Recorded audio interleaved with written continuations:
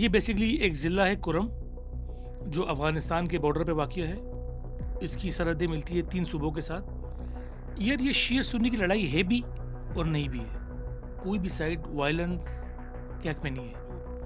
1971 में जो शिया रिवॉल्यूशन आता है और 1979 के अंदर ही रूसी फ़ौज अफ़गानिस्तान आती है। इन दोनों का बड़ा इम्पैक्ट पड़ा है। देखिए, अफ़गानिस्तान में रूस का आना, रूस का निकलना, अमेरिका का आना, अमेरिका का निकलना, ये बहुत बड़े जियोपॉलिटिकल इवेंट्स हैं। एक जो मरी एग्रीमेंट था 2011 का, वो बड़ा एक अच्छा एक डॉक्यूमेंट था। इसमें सारे मसले लिखे हुए हैं कि मसले क्या है। स्टेट अपनी रेड बहाल करे, मिलिट्री को इन्वॉल्व करके, क्योंकि सिविलियन गवर्नमेंट का काम नहीं है ये। अस्सलाम वालेकुम and welcome to another episode of the Zadcast. आज हम बात करेंगे पारा चनार के बारे में, जो पाकिस्तान का सबसे लंबा और मुसलसल चलने वाला तनाज़ा है और इसका हल अभी तक किसी के पास नहीं है। और आम आदमी और हम लोग यही समझते आ रहे हैं कि ये कोई शिया सुन्नी लड़ाई है शायद, और कोई मजहबी बुनियादों पर ये कॉन्फ्लिक्ट और ये तनाज़ा चल रहा है, और इसमें इतने सारे लोगों की जानें जा चुकी हैं और खून अभी भी बह रहा है। तो हम इस मौजू को समझेंगे, जो इसको अच्छी तरह से जानते हैं हमारे बहुत ही मोहतरम और सीनियर जर्नलिस्ट और इंतहाई क्रेडिबल रिसर्चर, जिन्होंने बहुत सारी चीज़ों पे काम किया हुआ है, पाराचनार पे भी काम किया हुआ है, ज़ियाउर रहमान भाई, वो आज हमारे मेहमान हैं। Sir, thank you so much for giving us time और welcome to the show. Thank you. आप बताएं कि ये क्या किस्सा क्या है ये पाराचनार का। यार सबसे पहले तो आपको मैं क्लैरिफ़ाई करूँ कि मसला पारा चनार का नहीं है, मसला पूरे डिस्ट्रिक्ट कुरम का है। ये डिस्प्यूट या जो वायलेंस हो रहा है इस वक़्त, ये पारा चनार से बाहर-बाहर हो रहा है। हाँ, पारा चनार सीज़ हुआ है, रास्ते बंद हुए तो पारा चनार एक बड़े क्राइसिस का शिकार है। लेकिन सिर्फ पारा चनार भी नहीं है, आस-पास के जो और देहात है, सुन्नी देहात, वो भी है। पहले इसको आप समझिए कि जो हमारी अक्सर रीडर्स में कन्फ्यूजन है इस एरिया के हवाले से, ये बेसिकली एक ज़िला है कुरम, जो अफ़गानिस्तान के बॉर्डर पे वाक़िया है। इसकी सरहदें मिलती है 3 सूबों के साथ और पारा-चनार शहर से या टाउन से काबुल तकरीबन कोई बहुत नज़दीक है, 100 किलोमीटर के फ़ासले पर वाक़िया है। कुरम डिस्ट्रिक्ट जो है वो बेसिकली 3 तहसीलों या सब डिवीज़न में तक़सीम है। एक है अपर कुरम, जहाँ पर पारा-चनार टाउन वाक़िया है। ये बेसिकली हम कह सकते हैं कि शिया मेजॉरिटी टाउन है, लेकिन यहाँ पर सुन्नी देहात भी वाक़िया है पॉकेट से आस-पास, मतलब बॉर्डर पे त्रिमंगल या बहुत सारे। फिर हम आते हैं लोअर कुरम पे, जहाँ पर अभी जो वाक़यात हो रहे हैं बगन, अलीज़ई, इनका जो मेन टाउन है वो सद्दा है। वो फिर सुन्नी मेजॉरिटी टाउन है, लेकिन यहाँ पर शियों की एक आबादी है अलीज़ई में, सही, जो बगन आस-पास के इलाके। तीसरा फिर है लोअर कुरम, वो मेजॉरिटी सुन्नी आबादी है, 1-2 शिया गाँव वहाँ पर है, लेकिन वहाँ वायलेंस नहीं हो रहा है। Violence basically lower upper Kurram में हो रहा है। चूँकि अब सबके मुँह पे पारा-चनार आ रहा है बार-बार, तो क्लैरिफ़ाई इसलिए करना था कि ये बेसिकली वायलेंस जो है कुरम एजेंसी का है, जिसमें दोनों एरियाज़ में हो रहा है, अपर और लोअर कुरम दोनों में हो रहा है। पारा-चनार इटसेल्फ 7 से 11 के दरमियान, 17 में जो बहुत ज़्यादा सुसाइड बॉम्बिंग हुई, एक साल में 3 खुदकुश हमले हुए थे पारा-चनार शहर में। तो उसके बाद वहाँ की पॉपुलेशन, शिया पॉपुलेशन के कहने पर अब मिलिट्री ने उस पूरे पारा-चनार शहर को एक सिक्योर किया है। अब आप जब एंटर होते हैं पारा-चनार शहर में, तो आपको अंदर किसी रिहायशी का गारंटी चाहिए होती है। वो आएगा रेफरेंस मेन गेट पे, रेफरेंस। अपना आईडी कार्ड और आप विज़िटर का आईडी कार्ड जमा होगा। फिर आपको जो सिक्योरिटी फोर्सेस वाले तैनात हैं, वो आपको एक पर्ची बना के देंगे 2 दिन की, 3 दिन की। Then you can enter in Parachinar. So एक लिहाज़ से इस वक़्त पारा-चनार काफ़ी सेफ़ है, वहाँ वायलेंस नहीं है। वायलेंस जो हो रहा है ना, वो वहाँ-वहाँ हो रहा है जहाँ शिया-सुन्नी गाँव साथ-साथ वाक़या है। सही सही। बुशेरा है, नीचे बगन या अलीज़ई के इलाके हैं, तो इस तरह काफ़ी इलाके हैं जहाँ पर दोनों साथ-साथ रहते हैं। वहाँ का जो लैंड डिस्प्यूट है, बार-बार इसको हम डिस्कस करेंगे आगे। अच्छा, हम तो इसको अभी भी ऐसे लगता है जैसे ये कोई शिया सुन्नी की लड़ाई हो रही है। तो ये शिया सुन्नी की लड़ाई है। यार ये शिया-सुन्नी की लड़ाई है भी और नहीं भी है। अगर शिया-सुन्नी की लड़ाई है तो ये मुहर्रम में क्यों नहीं लड़ते? हम्म, पूरे पाकिस्तान में हम देखते हैं, कराची में, क्वेटा में, माज़ी में होते रहे हैं, जो बड़ा हसास महीना होता है। ये उस टाइम लड़ते हैं जब इनका लैंड डिस्प्यूट का जो एग्रीमेंट हुआ होता है सीज़ फायर की, वो ख़त्म हो रही होती है। ये इस तरह के वाक़यात जो होते हैं।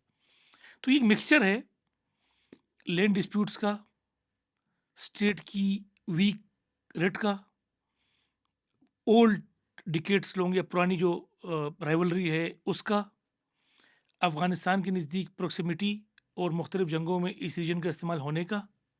तो ये काफ़ी चीज़ें ना, और आस-पास के जो हमारे डायनामिक्स है, जैसे साथ ही वज़ीरिस्तान है नॉर्थ, और इस तरफ फिर खैबर है, वहाँ की डायनामिक्स का। तो ये काफ़ी चीज़ें, और अफ़गानिस्तान और ईरान में जो 1979 के इंकलाबात या जो चेंज है उसका बड़ा असर पड़ा है। तो ये काफ़ी चीज़ों का एक एक मलगूबा बना हुआ है, एक मिक्सचर है ये। जब तक आप इसको यू कैन नॉट से कि एक चीज़ नहीं है ये, तो काफ़ी चीज़ों का वो बड़ा कॉम्प्लिकेटेड हो गया है। हुँ, हुँ। जैसे मैं आपको एक छोटी-सी मिसाल दूँ कि अ, बात ये है कि थोड़ा-सा आपको जाना पड़ेगा हिस्टोरिकल इसकी रेफ़रेंसेस में, कि एक तो जैसे मैंने आपसे पहले कहा कि अफ़गानिस्तान का और ज़िले भी जो साबिक फाटा के साथ ज़िले हैं, वो भी अफ़गानिस्तान के साथ सरहद है, लेकिन इसकी एक लुक स्ट्रेटेजिक इम्पोर्टेंस ये है कि एक तो ये बिल्कुल अफ़गानिस्तान में एक अंदर हुआ है, इसको एक पैरेट वो भी कहते हैं इसको, मतलब इसकी 3 अहम सूबों से इसकी वो लगती है। तो हम देखते हैं कि हमने बड़ा इस एरिया को इस्तेमाल किया, हमारी स्टेट ने, और जो जब कोल्ड वॉर अफ़गान थी, जिहाद में अफ़गान थे। जहाँ था सोवियत के खिलाफ था, हुँ, अरब्स, अमेरिकन्स, पाकिस्तानी सब ने इस्तेमाल की। लेकिन उससे पहले हम देखते हैं कि जो 1971 में जो शियाइंग रेवोल्यूशन आता है, और 1979 के अंदर ही रूसी फ़ौज अफ़गानिस्तान आती है। इन दोनों का बड़ा इम्पैक्ट पड़ा है। हुँ, हुँ। इम्पैक्ट ये पड़ा है कि इस बॉर्डर पे वाक़या ये एक वाहिद वो इलाका है जहाँ एक सिग्निफिकेंट शिया पॉपुलेशन रहती है। अब सेंसस में तो हम सेक्ट की बुनियाद पे काउंट नहीं करते हैं, लेकिन एक रफ़ एस्टिमेट ये है कि कुरम एजेंसी की 45% पॉपुलेशन जो है वो शिया। शिया है, सही है? और ऐसी ऐसी हमने केपी में ऐसे आपको एक जगह पॉपुलेशन नहीं मिलती जो इतनी एक साथ हो। और उसका बड़ा असर पड़ा ईरान के इनकलाब का। हम देखते हैं कि जो फिर खुमैनी साहब के जो वकील थे, अल्लामा आरिफुल हुसैनी, जो पाकिस्तान में जो शिया पॉलिटिक्स को इसने बड़ा रिवाइव किया, वो भी उसका ताल्लुक भी पाराचना के पास नज़दीकी गाँव से था, सही है? और उसने फिर बड़ा एक उसका बड़ा असर पड़ा। हम देखते हैं कि ओवर द ईयर्स इसका जो कुरम एजेंसी या कुरम ज़िले के जो शिया थे, उन पे बड़ा असर पड़ा उसका, उनकी ज़िंदगी पे, उनकी पॉलिटिक्स पे। उसको जो बड़े स्कॉलर थे, मरीम अबू साहब ने बड़ा काम किया इस पे, हसन अब्बास साहब का बड़ा काम है, तो उन्होंने बड़ा लिखा है कैसे इसका इम्पैक्ट पड़ा है। फिर हम देखते हैं कि जो 1979 में जो सान में जो रूस की फ़ौजें आती है, तो उस वक़्त एक बड़ी तादाद में महाजरीन आते हैं और इस इलाके में सेटल होते हैं। अब मसला ये है कि जो शिया जो एक ट्राइब है, तुरी ट्राइब, जो 100% शिया मेनली शिया ट्राइब है, उनकी आबादी कम है, उनकी ज़मीनें बहुत ज़्यादा है। ठीक है। तो वो लोग आके इन ज़मीनों पे रहे। एक लोकल टर्म इस्तेमाल होती है हमसाया, पीज़ेंट्स के लिए, तो ये उनके हमसाया या काश्तकार बन गए, तो उनकी ज़मीनों पर ये कल्टीवेशन करते हैं, वहाँ कैंप बन गए। हम फिर देखते हैं कि जो मैंने आपको मिसाल दी कि कोल्ड वॉर में फिर उस वक़्त हमने, मतलब हम अरबी और अमेरिकन ने सोवियत के खिलाफ जब हमने इस्लामी लोग भेजने शुरू किए, तो उस टाइम पर यहाँ पर जो मुजाहिदीन ग्रुप थे उनके बड़े कैंप बने, ख़ासतौर गुरबद्दीन इख्तियार का हिज़्ब इस्लामी का बड़ा ग्रुप बना। अच्छा। यहाँ पर कॉन्फ्लिक्ट थोड़ा-थोड़ा शुरू हुआ इस पॉपुलेशन के साथ। और ये तो डोमिनेंटली अहले सुन्नत है सारे। हाँ, तो हम देखते हैं कि जो आए महाजरीन सब सुन्नी, जो मुजाहिदीन ग्रुप थे वो भी सुन्नी, तो उस वक़्त टेंशन शुरू हो गई, और साथ-साथ फ्लो भी आया वेपन्स का। हुँ। नेचुरली तो मतलब पूरे पूरे बॉर्डर है, रीजन में जंग पूरे है रीजन तो में जंग है, पोरस बॉर्डर है। तो हम देखते हैं कि उस वक़्त भी झड़प हुई, झड़पें शुरू हो गई थी उस टाइम से भी। अ, उस वक़्त भी मुख्तलिफ इवेंट टाइम पे वायलेंस होता रहा, मतलब एक 1982 में वायलेंस हुआ, हुँ। 92 में वायलेंस हुआ, तो इस तरह होते रहे, लेकिन वो वायलेंस इक्का-दुक्का होते थे। कि कोई हाँ। क्लैश हो गया और कोई फिर डिस्प्यूट। 2005 में मुशर्रफ ने जब अफ़गान महाजरीन को निकाला कुरम से, तो ज़मीनें तो थी सुन्नी शियों की थी, तो आस-पास के जो शिया सुन्नी ट्राइब्स थे, वो आके बैठ गए कि हमारी ज़मीन है। यहाँ से कॉन्फ्लिक्ट शुरू हुआ लैंड डिस्प्यूट का। अच्छा, उन्होंने क्लेम किया कि ये तो या हमारी है। क्योंकि वो तो अफ़गान महाजरीन भी काफ़ी 20 साल रहे, हुँ, हुँ। तो ज़मीन तो इनकी थी, क्योंकि अब तो भई ट्राइबल एरिया था। अच्छा, अच्छी बात ये है कि जो चूँकि इस एरिया को चूँकि यहाँ के शिया तूरी ट्राइब ने वेलकम किया था ब्रिटिश कॉलोनियलिस्ट को, हुँ, तो उन्होंने काफ़ी हद तक इस लैंड की डॉक्यूमेंटेशन की है। सही। 1945 में भी हुई है और उससे पहले भी हुई है। तो इनका फिर भी कुछ रिकॉर्ड है कि ये ज़मीन किसकी है, तूरियों की है या जो सुन्नी ट्राइब्स है, मंगल है उसमें, यानी हिस्टोरिकल रिकॉर्ड्स अभी भी पार्शियल है, पूरा नहीं है लेकिन। सही। इसीलिए जो बार-बार डिमांड हो रही है कि आप एक लैंड रिकॉर्ड कमीशन बनाएँ, उसके मुताबिक फैसला करें। और हमने देखा कि बना भी है। जो एक मरी अकॉर्ड हुआ था जिस पे हम कुछ देर बाद बात करेंगे, लेकिन उस पे इम्प्लीमेंट नहीं हो रहा। तो और कबायली ज़िलों के निस्बत यहाँ पर फिर भी कुछ ना कुछ लैंड की डॉक्यूमेंटेशन है कंपेयर टू द अदर्स। सही। तो उसके बाद हम देखते हैं कि लैंड का डिस्प्यूट आया। फिर हम देखते हैं कि 2007 से लेकर 2011 तक एक बड़ा वायलेंट दौर आया। ये वो दौर था जब पाकिस्तान के तमाम कबायली इलाके, साबिक कबायली इलाके, स्वात और दीर, यहाँ पर टीटीपी जो दिसंबर 2007 में आ गई थी। हुँ, तो जब टीटीपी बनी तो यहाँ उन्होंने स्पेशल हकीमुल्लाह मस्जिद को कुरम और औरंगज़ेब एजेंसी का अमीर बना के भेजा। अच्छा। और उस वक़्त उन्होंने बड़ी हेल्प की। मतलब पहले से लैंड डिस्प्यूट था और उसके अंदर फिर क्या हुआ, टीडीपी आ गई तो वो वायलेंस बहुत सीवियर हुआ। सही। उसके अंदर काफ़ी लोग, 2-3 हज़ार लोग मारे गए, गाँव के गाँव जलाए गए। और ये रास्ता जो आज बंद है, ये उस वक़्त ही बंद था, 4 साल बंद रहा ये। लेकिन चूँकि उस वक़्त हुकूमत थी अशरफ गनी की या हामिद करज़ई की, हम सॉरी, कर तो उस वक़्त फिर भी इनको अलाउ करते थे कि आप जाके वहाँ से अफ़गानिस्तान से वाया काबुल, खैबर से पेशावर आए। वो भी अनसेफ था, लेकिन लोग आते रहे 4 साल यानी तक, कि जब हाँ, लंबा चक्कर लगा लब्बक के शकल, जाते थे। जब तक ये मरी एग्रीमेंट नहीं हुआ। मरी एग्रीमेंट एक जरगा था जो मरी में हुआ था, इसके बाद वो रोड खुला। हुँ, हुँ। तो ये पहली बार बंद नहीं हुआ, जिसको हम तल पाराशना रोड कहते हैं, टल पाराशना हाँ, रोड, जो पहले ही आजकल भी बंद है। हो चुका है। तो वो वायलेंस बहुत सीवियर था। हुँ, फिर हम देखते हैं कि उसके बाद 2011 के बाद काफ़ी हद तक एक पीसफुल एक टाइम आया हमारे पास। फिर दोबारा ये वायलेंस स्टार्ट हुआ 2019-20 में। या कोविड और के आसपास। कोविड के आसपास उसकी काफ़ी वजूहत है। उसमें एक वजह ये है कि अफ़गानिस्तान में भी तब्दीली आना शुरू हो गई थी, तालिबान एडवांसमेंट कर रहे थे। और दूसरी जगह भी ये कि मसला हल नहीं हो रहा था। फिर यहाँ भी ये है कि चूँकि 2007 से 11 तक तो वो हो गया था, लेकिन हम देखते हैं कि यहाँ भी एक काफ़ी कुल एजेंसी के काफ़ी लोग, अब नंबर पता नहीं है, सैकड़ों हो, दर्जनों हो या जो भी हो, यहाँ से गए थे शाम असद की फ़ौज की हिमायत करने और दाइश के खिलाफ लड़ने गए दाइश थे, का जो ज़ेनिबून के प्लेटफ़ॉर्म से। ज़ेनिबून उसकी एक मज़हबी एक जस्टिफ़िकेशन है कि उस वक़्त एक फ़ितवा आया था नजफ़ से कि हर शिया शख़्स पर ये फ़र्ज़ है कि वो मुक़द्दस मकामात की हिफ़ाज़त करे। तो हम देखते हैं कि यहाँ से काफ़ी लोग गए, पूरे पाकिस्तान से लोग गए, कराची के काफ़ी लोग गए, अभी भी मिसिंग है काफ़ी उसमें। एक शिया मिसिंग पर्सन की कैंपेन भी चल रही होती है वहाँ पर। और ये जस्टिफ़ाई भी करते हैं कि पहले नहीं करते थे, ये कहते हैं कि जब पाकिस्तान से सुन्नी जा रहे थे अफ़गानिस्तान में लड़ने, हुँ, आपने किसी को नहीं रोका। हाँ, तो हम जब अभी गए तो आप अभी उठा रहे हो या वो कर रहे हो। तो उसके बाद थोड़ी कम्युनिकेशन ज़्यादा बढ़ी। फिर जब अफ़गानिस्तान का कब्ज़ा हो गया तालिबान का, तो उसके बाद फिर कहानी मज़ीद ख़राब हुई। हम देख रहे हैं कि फिर 21 में, 22 में, 23 और ये 24 में तो बहुत ज़्यादा हुए वाक़यात, अभी तक वो चल रहा है। ये जो नजफ़ वाला कनेक्शन है, कहते हैं यहाँ पे जो बंदा, जो इमाम या अहले तशय्युच जिसको फ़ॉलो करते हैं, उनका मुफ्ती जो करम में जो अपॉइंट होता है, वो नजफ़ से होता है।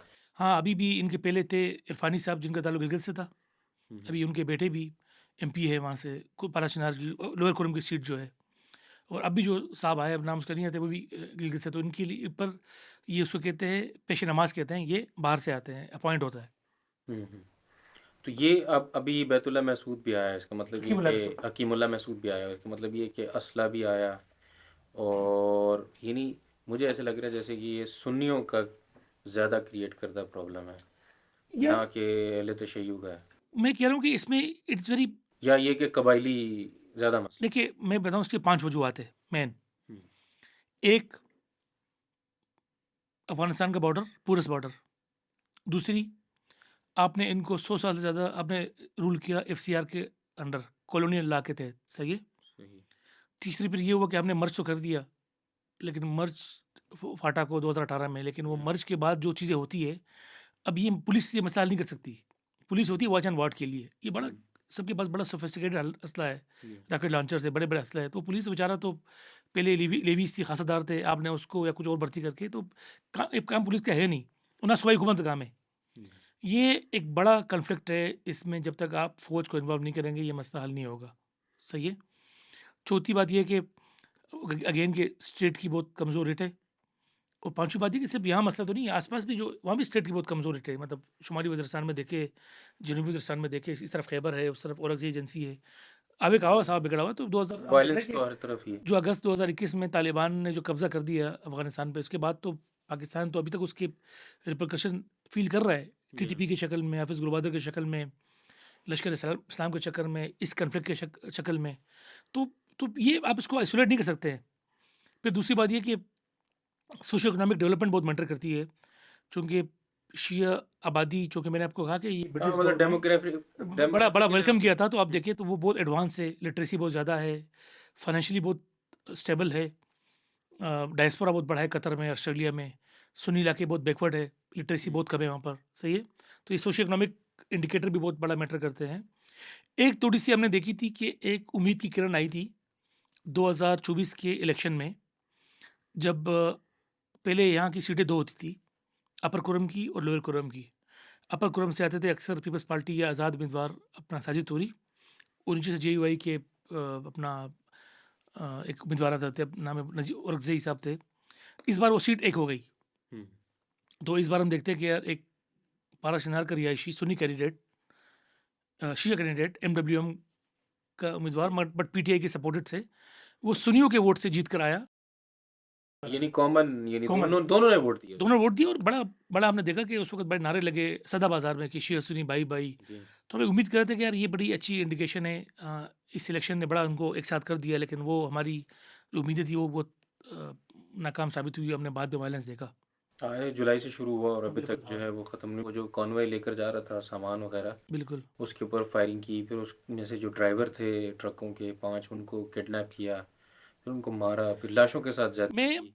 मेरी आपकी बात मैं काट रहा हूँ, मेरी एक ऑब्जर्वेशन ये है, मैं भी सितंबर में गया भी था, एक फील्ड रिसर्च और करने के लिए, कुछ रिपोर्टिंग करने के लिए। मेरे ख़्याल में अब ये मसला बहुत सीवियर हो गया है, इस तरह वाक़यात पहले भी हुए, और इनकी जो गैप्स हैं, ये दूरियाँ बहुत ज़्यादा है, हुँ, हुँ। और ये मसला इतना जल्दी हल भी नहीं होगा। आपने मसला हल भी कर दिया अगर जेलकों के ज़रिए या किसी उसके ज़रिए, जो इनकी दूरियाँ है ना, वो रहेगी। हुँ। एक तो वो खून लैं बहा हुआ है एक ना। तो वो लैंड है जो एग्रीकल्चर लैंड है, उसकी डिस्प्यूट से, सही है? दोनों तरफ। एक वो डिस्प्लेसमेंट हुई है जो हमने इस वायलेंस में देखा कि पहले बहुत पहली बात है, सदा बाज़ार से हमने सुन्नियों ने सब शिया निकाल दिए, हुँ। उनकी प्रॉपर्टियाँ रह गई, वो चले गए पाराशिनार। और 2007 में शिया ने सब सुन्नी निकाल दिए पाराशिनार बाज़ार से, पंजाबी बाज़ार उनका बड़ा बाज़ार था, सही है? हुँ। तो ये जब तक, अच्छा, फिर लोगों ने फिर क्या कि इन्हीं डिस्प्यूट्स को सेट का कलर दिया। हुँ। आपको मैंने पहले मिसाल दी कि मुहर्रम के दिनों में टेंशन नहीं होती। जब भी या ये जो चूँकि लैंड के मसले को इन्होंने लिंक कर दिया मज़हब से, सेक्ट हुँ। से, तो इसीलिए बहुत वायलेंट हो जाता है। और आप जब करते हो तो फिर लोग मुस्तरका उतरते हैं। अदरवाइज़ फिर क्या होगा कि बुशहरा में ये लोग बोलेंगे तो बुशहरा का मसला है, बुशहरा के सुन्नी और शिया जाने। हुँ। नहीं, आप जब उसको सेक्ट का मसला बनाते, तो एक वायलेंस शुरू होता है, वो पूरे रीजन में फैल जाता है, पूरे ज़िले में फैल जाता है।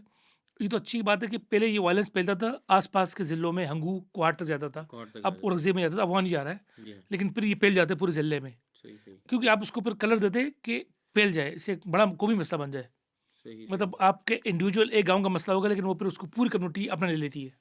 जब आप वहाँ सफ़र कर रहे थे तो आपको क्या फीलिंग थी? क्या खौफ है या आपको भी टेंशन थी? क्योंकि देखिए ना, सेक्ट तो जिस तरह आप कह रहे हैं शनाख्ती कार्ड देख कर जाएँगे और पाराशनार में सिर्फ़ शिया हैं और लोअर क्रम में सिर्फ़ सुन्नी हैं। तो नेविगेट या चलना-फिरना कैसा था शहर में? यार इतना भी नहीं है, मतलब उनको तो एक ये बात तो नहीं थी कि मैं कोई जिस सेक्ट से मैं ताल्लुक़ रखता हूँ, लेकिन मसला ये था कि वो जब मैं गया था तो उस वक़्त एक वायलेंस हो गया था, जुलाई वाला, जुलाई वाला। और उसके पोस्ट वायलेंस पीरियड में गया था। सही, सही। तो लोग ये कह रहे थे कि यार कब तक ये चलेगा? ये पीरियड कब तक चलेगा? हाँ, जो यानी एक रिलेटिव पीस है। हाँ, सबको पता है एक दिन ख़त्म होगा। जी। और जो जिसमें निकल रहा था उसी दिन एक मैसेज चले कि यार सदा पे सुन्नी ट्राइब्स ने रास्ता बंद किया हुआ है। तो फिर ये जो 2007 से 11 का वायलेंस था, इस रीजन को थोड़ा समझना बहुत लाज़मी है। हम जानते हैं कोहाट, फिर हंगू आता है, हंगू की तहसील है टल, और टल के पास चपरी गेट आता है, जिसको हम दरवाज़ा बाब कोरम कहते हैं। बाबा कुरम। बाब कोरम के जो शुरू के गाँव है वो सुन्नी गाँव है, मंदरी, बगन, और उसके बाद शुरू होते हैं शिया इलाका अली ज़ई, हुँ, और अली ज़ई से फिर आगे सदा बाज़ार जो सुन्नी मेजॉरिटी इलाका है।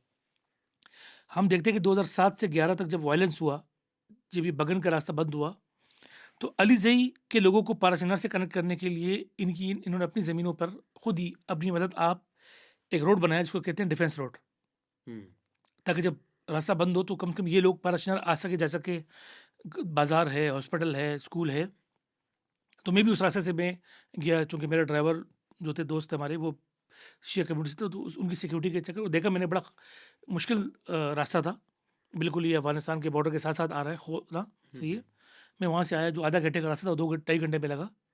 अच्छा। हाँ। तो चीज़ ये थी कि लोग बड़े परेशान थे, और इस मसले का हल है नहीं।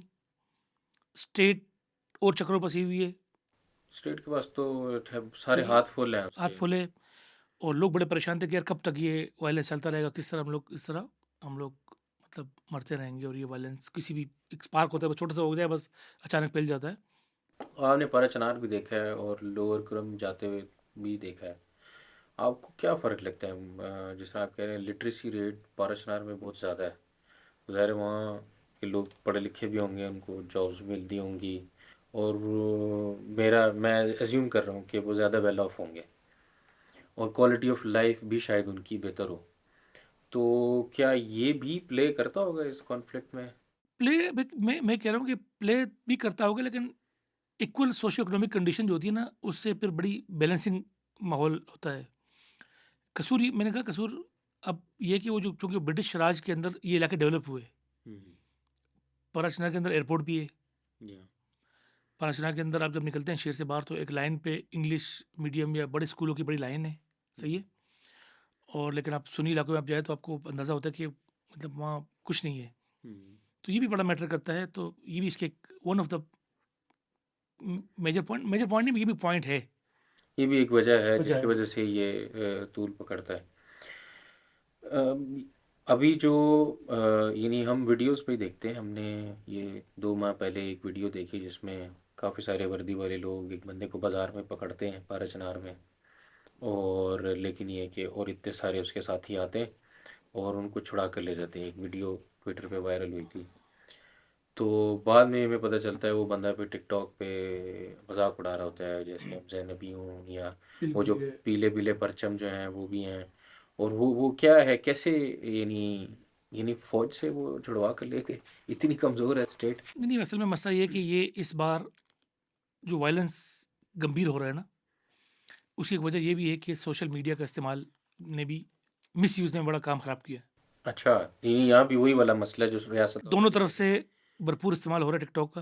हुँ, हुँ, उसके अंदर इश्तियाल अंगेज़ पैगामात होते हैं, हुँ, एक दूसरे को प्रोवोक कर रहे होते हैं, और ज़्यादा इसमें नौजवान नस्ल शामिल है, और जो बड़े हैं उनको बड़ा कंसर्न था दोनों साइड पे, वो रोक भी रहे हैं इनको। लेकिन नौजवान के लोग तादाद, बड़ा मुश्किल होता है नौजवानों को। तो ये जो पाकिस्तान भर में चल रहा है फेक न्यूज़, और ये जो प्रोवोकेटिव वीडियोज़ है ख़ासतौर टिकटॉक पे, आपको मिलेगी या फायरिंग करने की। 2007 से लेकर 11 तक उस वक़्त सोशल मीडिया था नहीं। हुँ, वायलेंस उस टाइम भी हुआ था, लेकिन वो चूँकि सोशल मीडिया था नहीं। अब ये जो वीडियोज़ आ रही है ना, हर किस्म की, फायरिंग की, वायलेंस की, और ये बॉडीज़ की, ये अब आर्काइव हो रही है। हुँ। ये लोग को याद दिलाती रहेगी इस वायलेंस को। तो मेरे ख़्याल में ये जो सोशल मीडिया का फैक्टर है ना, इसने बड़ा काम ख़राब किया है। ये भी एक one of the key reasons है इस बार हालात ख़राब होने का। अगर हम कंपेयर करें, वो बड़ा ख़तरनाक वायलेंस है वो भी, 7 से लेकर 11 वाला, लेकिन इस बार जो है ना, इस सोशल मीडिया ने बड़ा काम ख़राब किया है। एक तरफ अफ़गानिस्तान है, उधर भी बॉर्डर फेंस है, और पाकिस्तान की फ़ौज और तालिबान के दरमियान भी झड़पें होती रहती हैं। और दूसरी तरफ जो है, ऑलमोस्ट करीब-करीब इलाकों में टीटीपी और इन लोगों का भी इन्फ्लुएंस बहुत ज़्यादा बढ़ गया, वायलेंस इनका। और इधर पारा-चनार और कुरम है। तो इसका मतलब ये है कि रियासत या वैसे भी ये इतना सारा असला जो है लेटेस्ट, क्योंकि हम उनकी वीडियोस वो आती है ना जो ट्विटर वगैरह पे डालते हैं, उसमें रॉकेट लॉन्चर भी होते हैं, ये बिल्कुल। आम लोगों के पास। और और ऑटोमेटिक गन्स, मतलब मशीन गन्स चला रहे हैं। और जैसे, मतलब जैसे कोई रियासत होती है, छोटी सी रियासत है जो आपस में दो रियासतें लड़ रही हैं, ऐसे लगता है। देखिए, ये अगेन मैं वही कह रहा हूँ कि स्टेट की कमज़ोर रेट का होना, ये बड़ा फैक्टर है। बहुत लाज़मी है कि आप पूरे रीजन में ऑपरेशन करके इसको पहले असले से साफ़ करें। लेकिन कोई भी ट्राइब, पार्टिकुलरली शिया ट्राइब, आपको असले से साफ़ होने नहीं देगी। उसकी वजह ये है कि उसको पता है कल आप नहीं होंगे, तो हम कैसे अपने को डिफेंड करेंगे? अच्छा, डीवेपनाइज करना इतना आसान नहीं होगा। ये उनकी, वो ये कहते हैं कि ये हमारी सेल्फ डिफेंस का वो है। हम्म, जब 2007 में लश्कर आए टीटीपी के मुख्तलिफ इलाकों से, हाँ, तो इनको रोकने वाला तो ज़ाहिर है कोई तो नहीं ये इतना आसान नहीं है कि आप उसको कहेंगे आप खाली कर दो, छोड़ देंगे, आपको दे देंगे। तो ये तो बाकायदा एक सिर्फ दोनों तरफ वो कहते हैं कि ये हमारा सेल्फ डिफेंस है। है। एक ऐसे माशरे में डेटरेंस है, मतलब दोनों डिटरेंस से एक स्टेट ना हो तो फिर लोग अपने आप ही एग्जैक्टली। डिपेंड करेंगे। इसमें तो और वो दूसरी जो बात ये कि वो वेपन तो अब तो आपका, अब देखिए जो टीटीपी जो इस्तेमाल करती है वेपन्स, हम्म, वो जो अपनी वीडियोस शेयर करते हैं, तो आप देखिए सारा वही असला है जो हाँ, मॉडर्न इवन असला है। बीएलए के पास भी बीएलए के पास अमेरिकन वो वही असला है। असला है जो तालिबान अफगानिस्तान की जो पुरानी गवर्नमेंट ने छोड़ के भाग गए, तो अब वही असला बिक रहा है, हर जगह बिक रहा है। मैं से प्रॉफिट उठा रहे हैं कॉन्फ्लिक्ट से। बिल्कुल, इवन एक ज़माने में तो बिलावल भुट्टो ने कहा कि जो कच्चे के डाकू हैं, उनके पास वही असला है, अफगानिस्तान वाला असला है। हम्म, तो एक पूरस बॉर्डर है, ये ऐसा बॉर्डर भी नहीं है, मतलब इतने आपकी आपकी बॉर्डर पे तो it's very difficult to fence तो कर दिया आपने, मेन करना आसान काम तो नहीं है ना। हम्म, लाजिम बात है, कोई किलोमीटर के आगे कोई खड़ा होगा, कोई सिक्योरिटी फोर्स का बंदा खड़ा होगा, तो बड़ा पूरस बॉर्डर है, ऊपर नीचे भी है, क्रॉस बॉर्डर कम्युनिटीज़ भी होती है, तो असले का आना जाना इतना।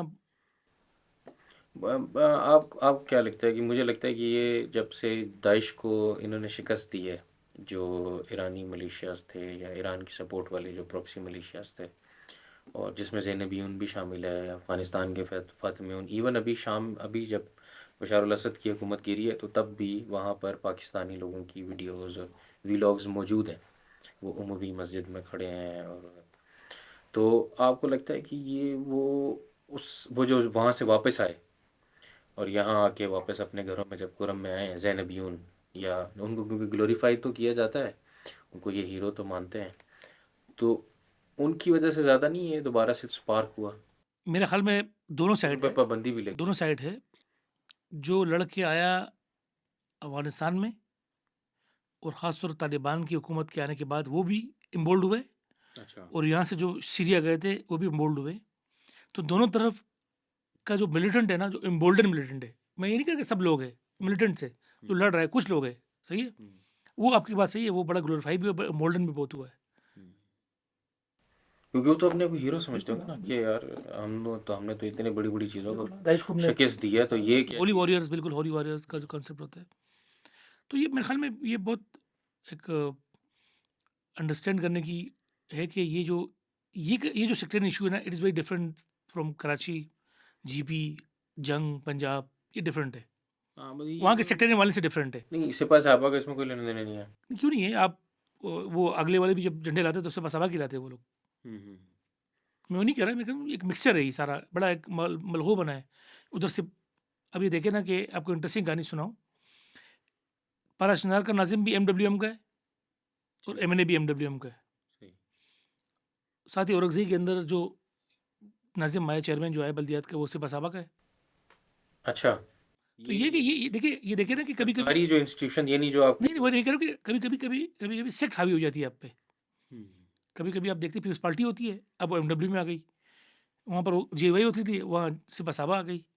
तो ये भी मैटर करता है कि लोग का टेंडेंसी कहाँ जा रही है। मतलब ये एमडब्ल्यूएम का फैक्टर बड़ा इंपॉर्टेंट है कि यार ये ट्रेडिशनल वोटर था पीपल्स पार्टी का, अब वो चला गया है एमएनए।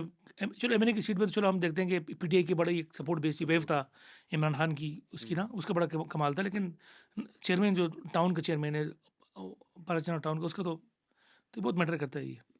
अच्छा, और ये रिपोर्ट आप इसको वेरीफाई कर सकते हैं, ये जो कि आप जो है ना, जो लोग बाहर रहते हैं, कतर में रहते हैं, ऑस्ट्रेलिया में रहते हैं, कुरम के लोग, या इस्लामाबाद में भी इवन रहते हैं, उस कॉन्फ्लिक्ट से भाग के आए हुए हैं, या पढ़ते रहे और फिर यहीं जॉब होगी, रोज़गार यहाँ करते हैं, लेकिन इनको पैसे देने पड़ते हैं पीछे,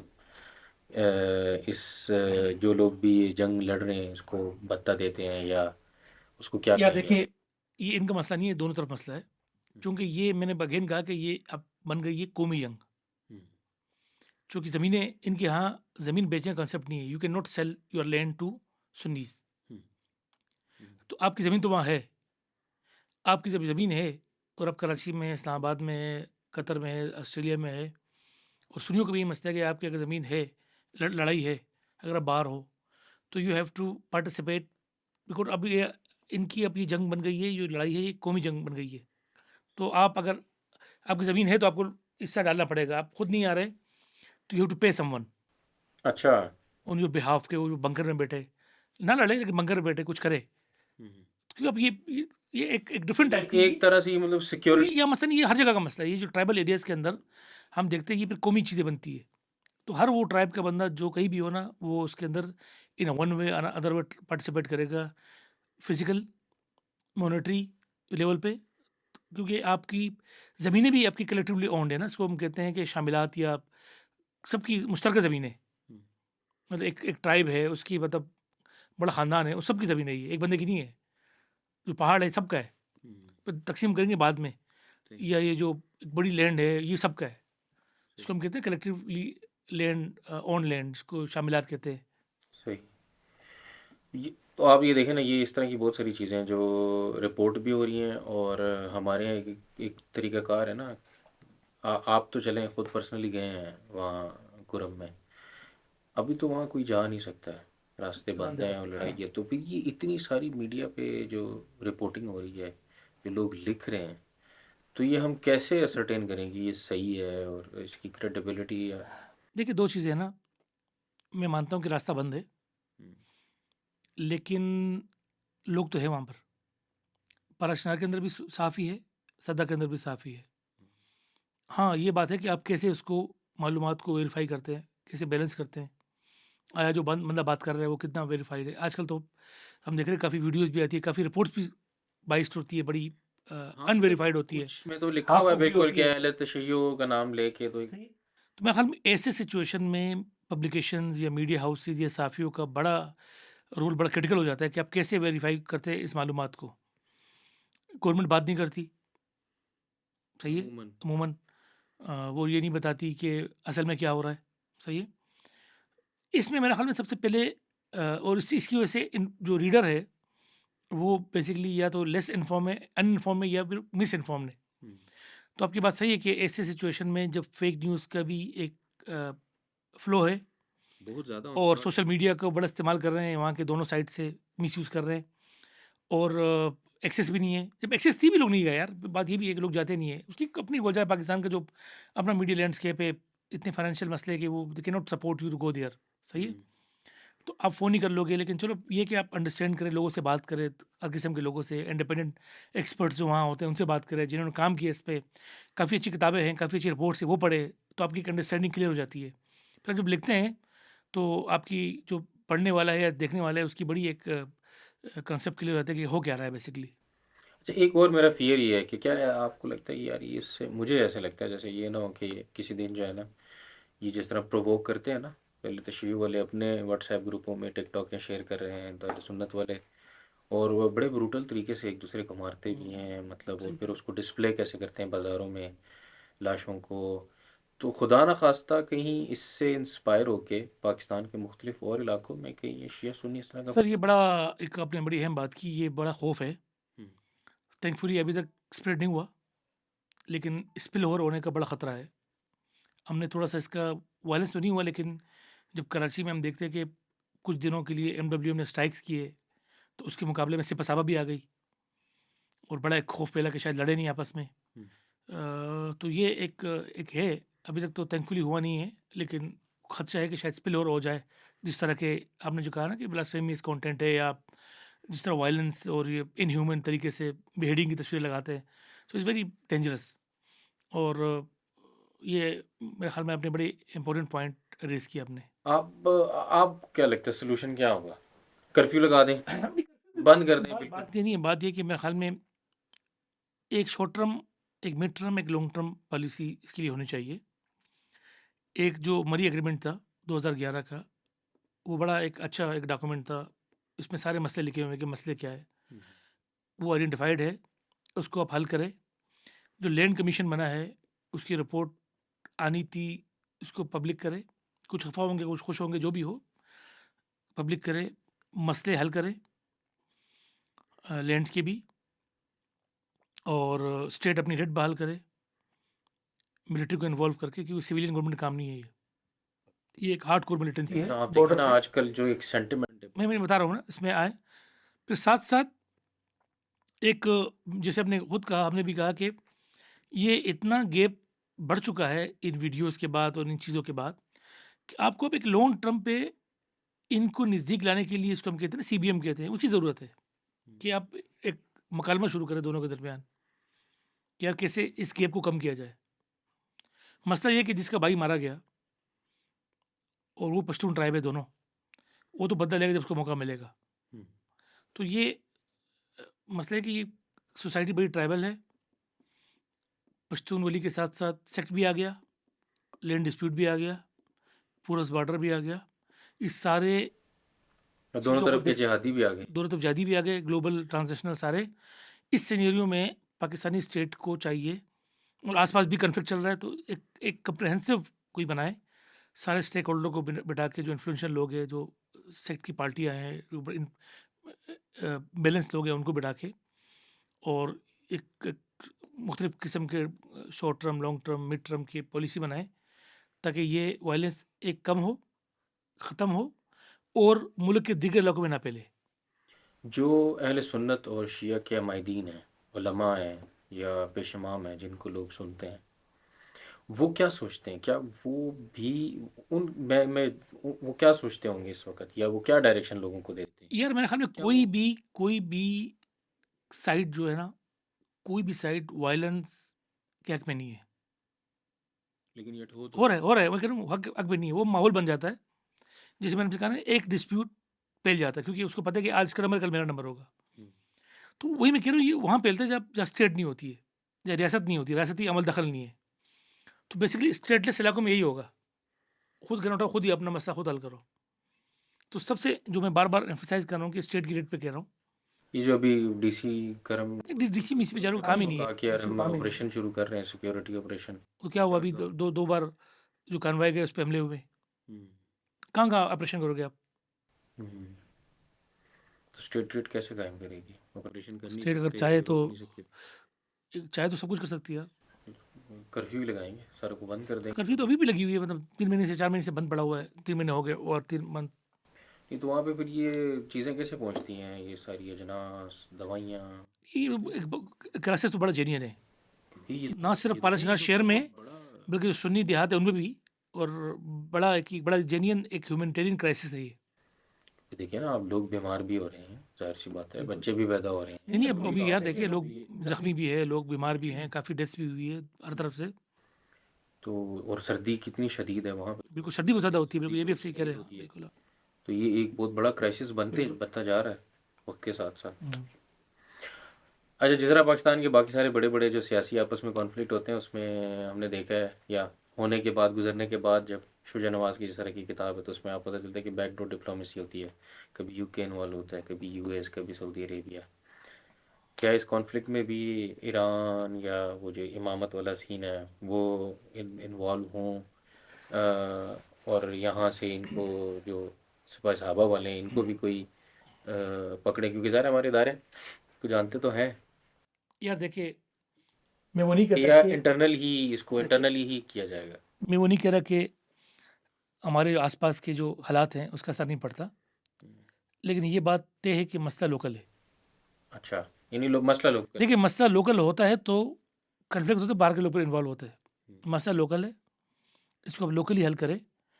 जब मसला लोकल होता है तो फिर लाज़िम बात है कि, जो अब अगस्त में भी ईरानी गवर्नमेंट का बयान आया था, जिस पर पाकिस्तानी फ़ॉरेन ऑफिस ने फिर बड़ा रिबट भी किया कि यार आप क्या, कौन होते हो, इन्वॉल्व होते हो, कि उन्होंने बड़ा कंडेम किया था पैलेस्टाइन वायलेंस को। सही है? तो मेरे ख़्याल में जब आपका लोग करेंगे, फिर मेरे ख़्याल में ये हमारी स्टेट की ज़िम्मेदारी है कि उसको लोकली इसको हल करें। असर पड़ता है, हर जगह पड़ता है। अभी देखिए ना, अफ़गानिस्तान में तालिबान आए, टीटीपी दोबारा ज़िंदा नहीं हुई।